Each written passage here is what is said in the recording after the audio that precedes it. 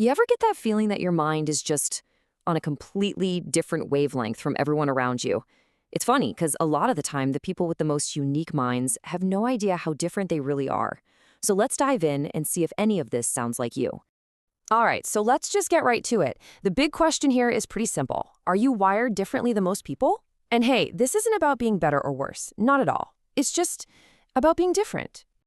So we're going to break down 6 specific signs. And here's the really interesting part. If you find yourself nodding along to just 3 or 4 of these, there's a really good chance your mind is exceptionally rare. Let's see how many of these feel familiar, shall we? Okay, first up, let's talk about your inner world. These first couple of signs are all about how your brain works and how you recharge your batteries, when you're on your own, away from all the noise. So sign number 1 is all about this contrast right here, valuing solitude. And look, this is not about being shy or antisocial. It's more like being in a crowd just drains you, right? But the second you're alone, your mind just lights up. Boom, that's where your best ideas come from. For you, being alone is an empty space. It's your personal charging station. And this leads perfectly into sign number 2. You're a deep thinker. Most people are satisfied once they know what something is. But for you, that's just the starting line. You can't help it. You have to dig deeper. You have to ask why. And then you have to ask, how does that even work?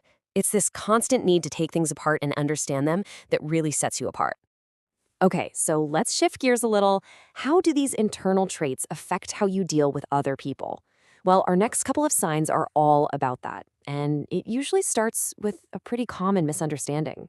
Has anyone ever called you lazy, or maybe you just get the vibe that people think you are just because you don't immediately jump on every single task they throw at you? Yeah, that's exactly how this next sign gets misinterpreted all the time. But here's the thing. It's not that you're lazy. You're just selective. And that's sign number 3. You don't do things just because you're told to. Your mind is always running a quick calculation first, asking, wait, is this actually worth my time and energy? You're all about making your effort count. And what's really key here is that this selectivity, it also applies to people.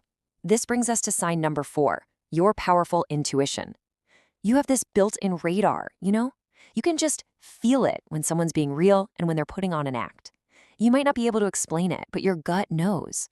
And that's exactly why you're so picky about who you let into your life. All right, so we've talked about your inner world and how you see other people. This next sign is all about how you engage with a world of ideas and interests. It's about following your own path. Which brings us to sign number 5.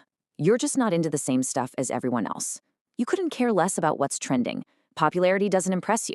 What gets you excited is your own curiosity. Your interests are driven by what genuinely fascinates you, not by what gets the most likes. Okay, so that's 5 signs down, but we've saved the most powerful one for last.